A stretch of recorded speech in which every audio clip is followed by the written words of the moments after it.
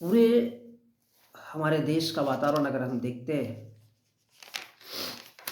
तो आज भूमि अधिग्रहण पूरे देश भर में चल रहा है। हमने देखा है कि देवघर उत्तराखंड जिसको कहा जाता है, वहाँ पर 6000 एकड़ जमीन, हेक्टेयर का माप तैयार किया गया है और वो इस देश के किसान, गरीब मजदूरों की ज़मीनों को सीधा सीधा उठा करके अमीरों को देने का, भूमाफियाओं को देने का। तो ये कहलाता है सरकारों का भूमि अधिग्रहण। और ऐसे ऐसे बिल लाए जा रहे हैं। उद्योगों के नाम पर जमीन उद्योगपतियों को बेची जाती है। ये बताया जाता है कि यहाँ पर उद्योग लगेगा और उस जमीन को उद्योगपतियों के हवाले की जाती है, क्योंकि कम से कम कीमत में किसान मजदूर गरीबों से वो जमीन खरीद करके सरकार उसको हथिया लेती है और उसके बाद बड़े उद्योग लगाने के नाम पे उस जमीन को उद्योगपतियों के हवाले की जाती है। यही है भूमि अधिग्रहण। तो जमीन खरीद कर रखी जाती है और हम बाद में देखते हैं 2 4 5 साल में, 10 साल में भी उसके ऊपर उद्योग नहीं लग पाता है। नाम विकास का, नाम विकास का और फायदा भूमाफियाओं का, भूमाफियाओं का। अब ये पूरा देश भर में चल रहा है। पंजाब, हरियाणा, महाराष्ट्र, उत्तर प्रदेश, हर देश के उस राज्य में चल रहा है, राजस्थान, गुजरात। इंडस्ट्री के नाम पे कि उद्योग बढ़ाए जाएंगे। तो ये क्या है? सीधा सीधा इस देश के किसान, गरीब मजदूरों को लूटने की प्रथा। हम देखते हैं कि नागपुर अमरावती मिला करके, नागपुर अमरावती, ये महाराष्ट्र की बात कर रहा हूँ, और उसको जिसको हम विदर्भ कहते हैं, तो विदर्भ में 17,832 औद्योगिक प्लाट है।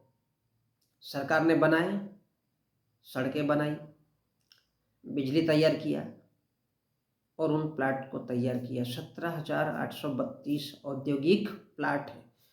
लेकिन पूरे पूरे अगर विदर्भ की बात करते हैं तो पूरे विदर्भ यानी महाराष्ट्र में 7,297 7297 उद्योग ही कार्यरत है, जिसमें तमाम वो छोटी बड़ी कंपनियां हैं लगी हुई है। तो वो केवल 7,297 उद्योग ही लगे।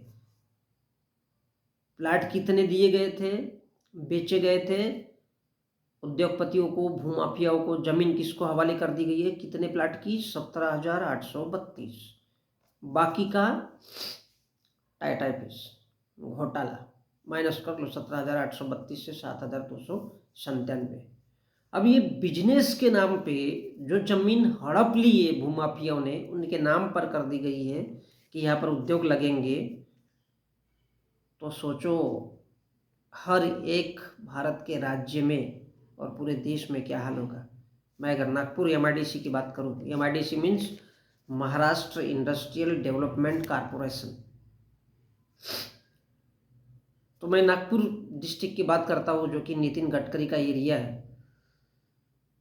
तो महाराष्ट्र इंडस्ट्रियल डेवलपमेंट कारपोरेशन, इसमें ओनली नागपुर में 50% जमीन पर केवल उद्योग है। बाकी की 50% जमीन पूरी की पूरी खाली है, कुछ उद्योग नहीं है।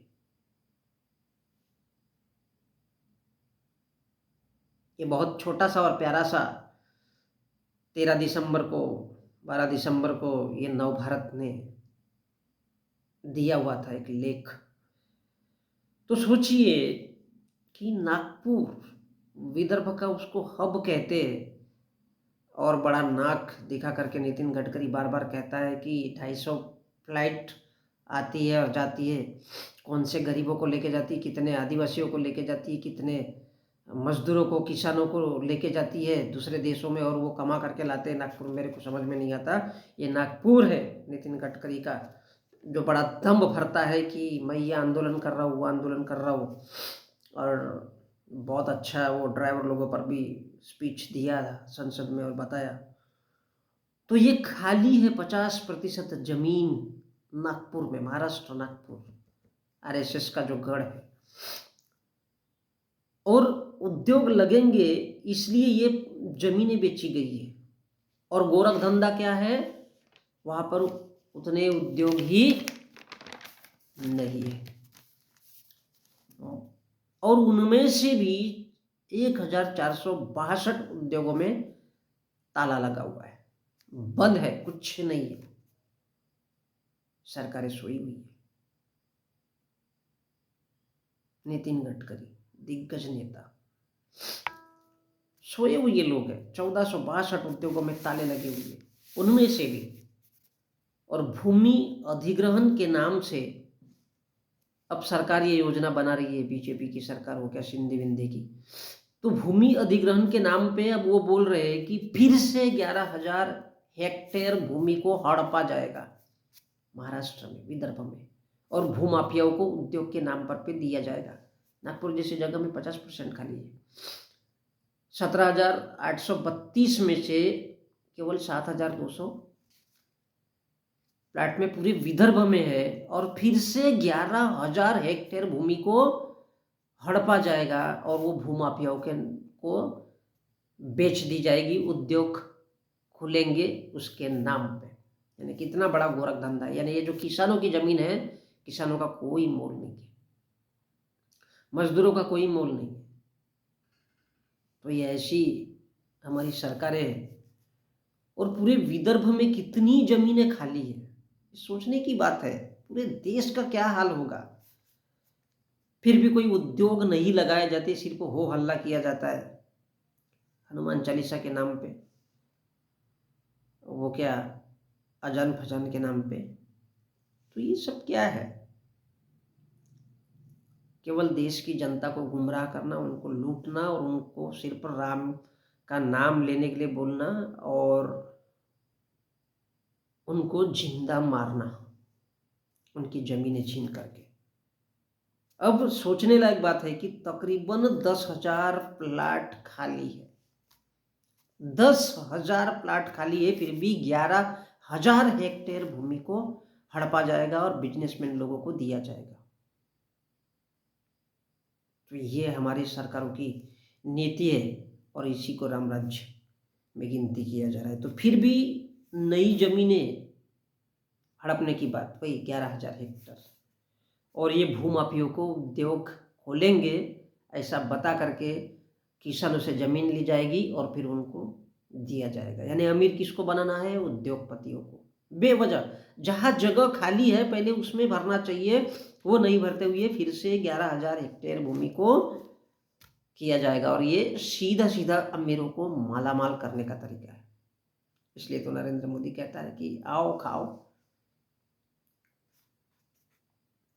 किस वजह से होता है, सरकार, अधिकारी और ये सब जो भूमाफिया है, ये सब कमा धमा के करेंगे। और मरेगा कौन, गरीब, किसान, मजदूर, आम इंसान, आम नागरिक, जिसको हम टैक्स पेयर कहते हैं। थोड़ी बहुत जमीन बची हुई रहती है उन लोगों के पास, उसको भी हड़पा जाएगा। तो ये क्या है, ये सरकार, अधिकारी और ये भूमाफियाओं का ये सिर्फ कमाने का तरीका है। और इसलिए नेता हम लोग चुन रहे कि ये इस प्रकार से वो देश की जनता को लूट सके। That is the politics of India. Indian politics only diplomacy.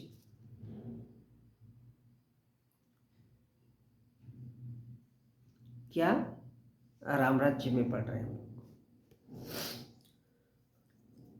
अब ये सोच सकते हो कि जब एक नागपुर जैसे जिले में 50% प्लाट खाली है नागपुर डिस्ट्रिक्ट में, अब वो पूरे विदर्भ में 10,000 खाली है, फिर से 11,000 हेक्टेयर भूमि को उनको हवाले किया जाएगा। तो सोचो ये विदर्भ का हाल है, फिर बाकी मराठवाड़ा अलग है, महाराष्ट्र टोटल अलग है पूरा।